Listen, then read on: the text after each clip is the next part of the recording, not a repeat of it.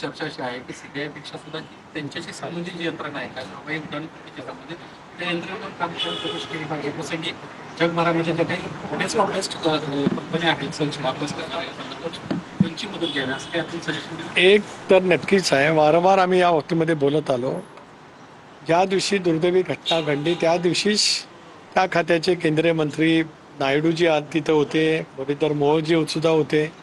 त्याच्यामुळे एक स्वायत्त संस्था अशा पद्धतीच्या दुर्दैवी विमान अपघाताच्या संदर्भात भारत सरकारने यापूर्वीच नेमलेली आहे. त्या स्वायत्त यंत्रणेने तपास त्या ठिकाणी सुरू केल्याचं त्यांनी त्या ठिकाणी घोषित केलं. मुख्यमंत्री महोदयांनी सुद्धा सीआयडीच्या मार्फत तपास करावा असं सुद्धा त्या ठिकाणी आदेश दिलेले आहेत.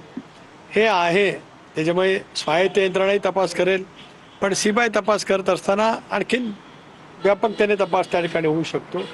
ज्या वेळेला स्वायत्त यंत्रणा तपास करत असतात त्यावेळेला बाह्य देशांतील सुद्धा अशा अपघाती प्रकरणाचा जे काय तपास करत असतात त्यांची मदत त्या ठिकाणी होऊ शकत असते. त्यामुळे आमची राष्ट्रवादी काँग्रेस पक्षाची मागणी आहे की सखोल पद्धतीचा तपास त्या ठिकाणी व्हावा.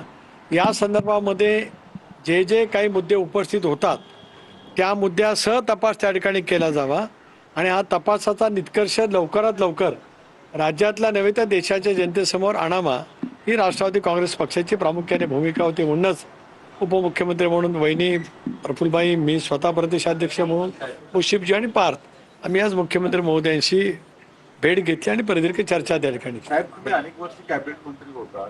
आता झिरवळांचं जे प्रकरण झालेलं आहे तुम्ही तुमच्या मंत्र्यांना काय सल्ला द्याल? कारण की अशा स्वरूपामध्ये मंत्रालयात एक अधिकारी त्यांच्या खात्याचा त्यांच्या डिपार्टमेंटमधला कार्याचं सापडणं ही शेवटी प्रशासकीय तर बाब आहेच आहे, पण त्या मंत्र्याची त्या शासनाची किंवा पक्षाची सगळ्यांची प्रतिमा मलिन करणारी गोष्ट आहे. प्रतिमा निश्चित मलिन होते. त्याच्यामुळेच आपल्या कार्यालयामध्ये नेमला जाणारा स्टाफ हा सुद्धा चिकित्सा करूनच त्या ठिकाणी नेमला जावा. स्पष्टपणाची सुद्धा मंत्री म्हणून मंत्री कार्यालयाकडे गेलीच पाहिजे की अशापैकी कुठली गोष्ट खपून घेतली जाणार नाही. याची खबरदारी सर्वांनीच घेतली पाहिजे, कारण शेवटी अशा घटना ज्या वेळेला घडत असतात त्याच्यामुळे सरकारच्या प्रतिमेवरती परिणाम होत असतो. ज्या मंत्र्यांच्या अखत्यारीमध्ये ती बाब येते त्यांच्याही प्रतिमेवरती परिणाम त्या ठिकाणी होत असतो. या दृष्टिकोनातून आम्ही त्यांच्याशी चर्चा केलेली आहे आणि इतरही सर्वांनाच त्या पद्धतीच्या सुद्धा दिलेल्या आहेत. धन्यवाद.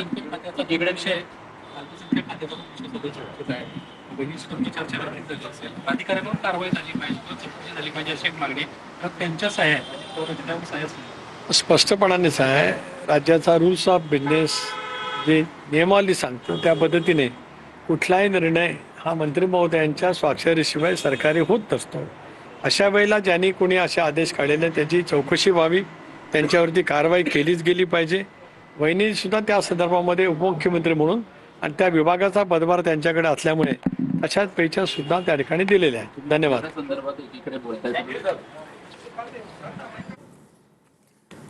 तर लाच प्रकरणांमुळे प्रतिमा मलिन होते असं तटकरे यांनी म्हटलेलं आहे. तर झिरवालांशी या प्रकरणी चर्चा केल्याचंही त्यांनी सांगितलंय. तसंच सीबीआय चौकशीची मागणी विमान अपघातासंदर्भात मुख्यमंत्र्यांकडे केल्याचं सुद्धा तटकरे यांनी सांगितलंय.